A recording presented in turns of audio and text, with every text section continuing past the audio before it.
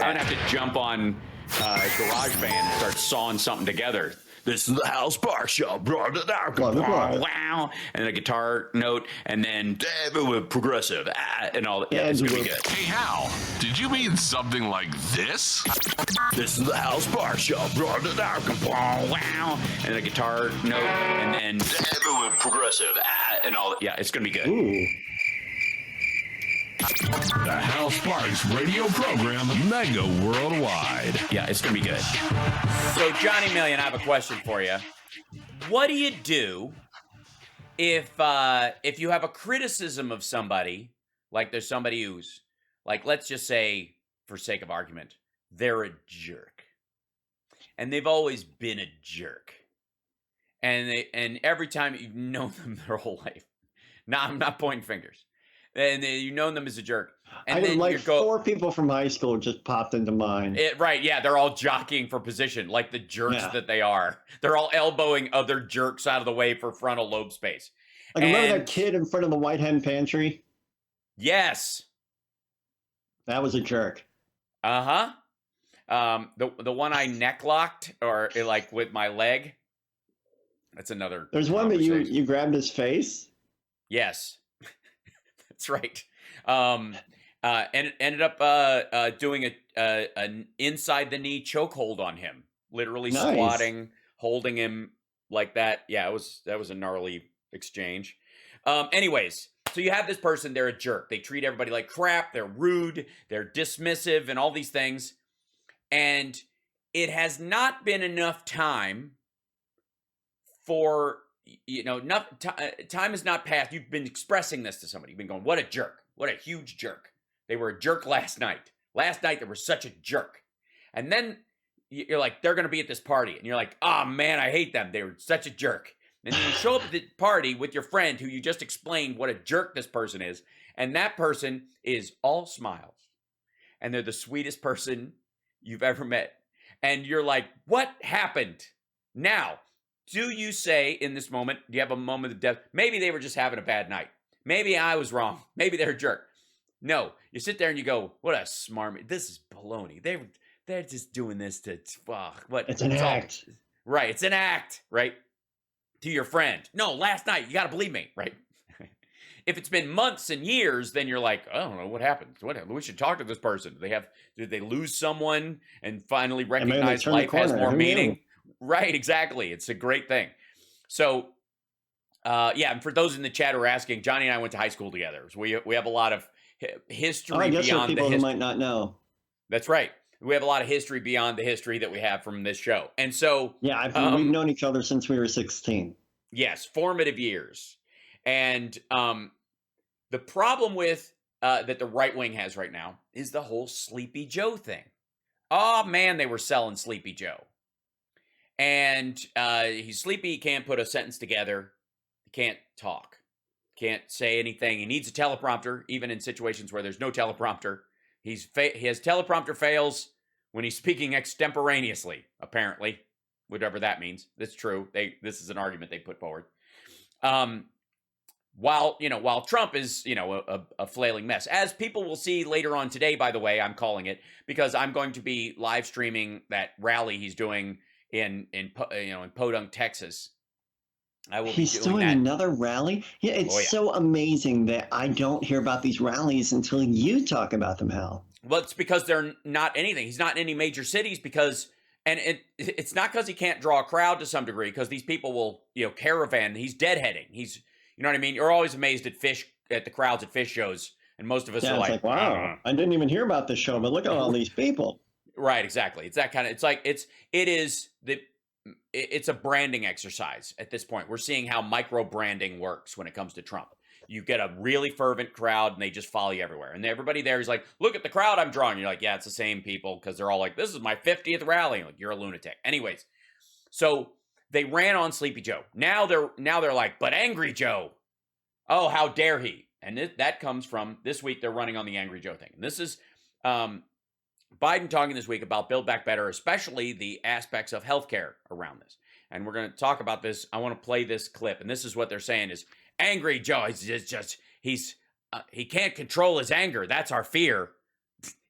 the guy who's going to sleep through the 3 a.m. phone call is now so angry, that he'll nuke Russia just because he's having an Irish moment. Here we go.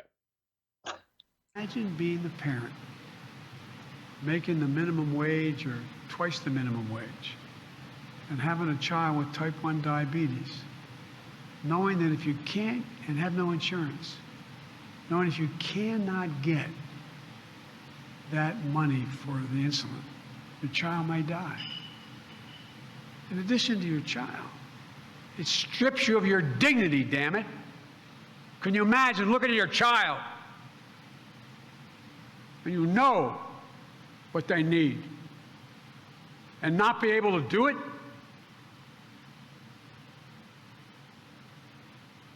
Many of you have lost children. Many of you have seen. Imagine. It's outrageous.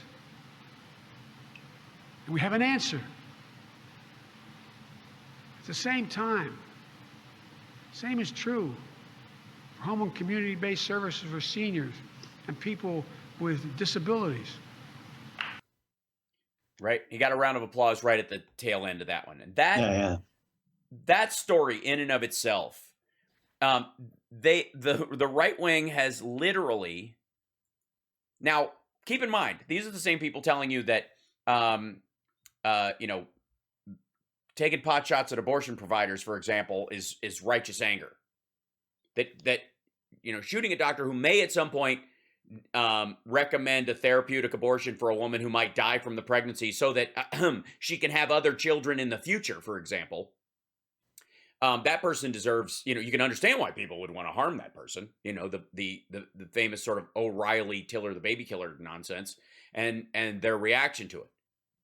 But somehow Biden getting upset about this idea that something like insulin, this is not something anyone invented.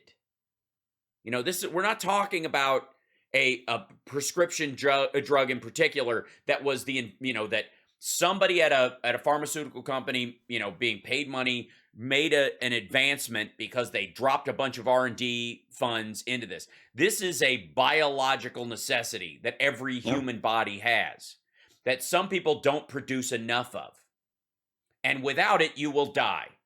This is not consumer electronics. This is not a nicer car. This is something your body will shut down without. And the idea that should be up to market forces in a functioning society is insanity. And it is an outrage. Because again, there may be a pharmaceutical company that comes up with a way to treat a disease, right? And it's very expensive because they dumped all this money in it and there's not that many people who have this disease. And so either the government has to subsidize it or something's got to happen, or it's just got insurance companies have to pay a bunch for it because otherwise we would never make it in the first place. It just takes too much, like the cost of just doing the tests to, on people and the insurance around that is so expensive that it would just destroy the company. You just go out of business because you can't afford to dump, it's like if you dug nothing but empty wells as an oil company, or if you dug nothing but empty mines, if you were farming dead land, if you wanted to make a farm on, in the sand, you would eventually starve to death. People would die. People would run. Those resources would be not available to the people that need them to survive because you were digging in an empty field. You were drilling where there is no oil. And so eventually, no one would get anywhere. So because your effort would be misspent. Take the whole economics out of it. If we need apples out of a tree, like that's the only fruiting tree that exists in the area, and you need them for food, and you're only climbing pine trees, you're wasting that effort.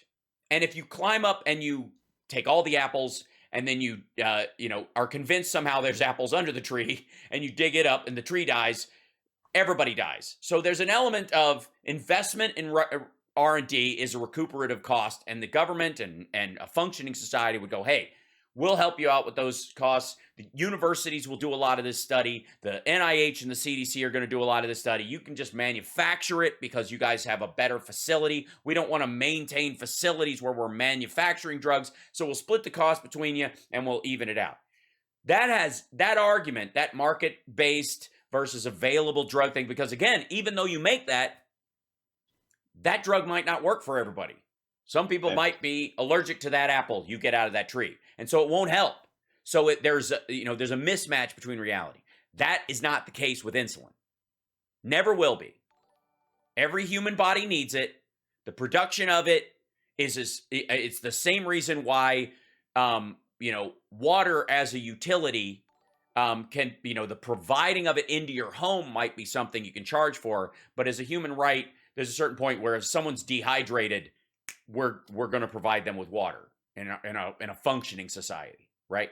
Because unless you live in Michigan, right? Well, but again, it matters who runs things, right? Because the infrastructure bill is going to fix all those lead pipes, not just in Flint, Michigan, but all throughout the United States. It matters who you elect. Could Trump have done this? Absolutely. Could Trump have passed that infrastructure bill, the exact same one? Yeah, but it would have required Democratic votes to do it, and that's why he didn't do it. Yeah. He would rather have lead pipes providing poison and toxic water to children than make a deal that makes the Democrats look like, see, we worked with them on some stuff.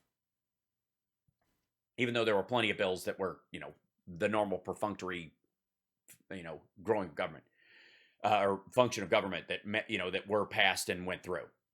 That was one of the things where it needed to be done like we're the only people doing it. And so if we're not the only people doing it, we're not doing it at all.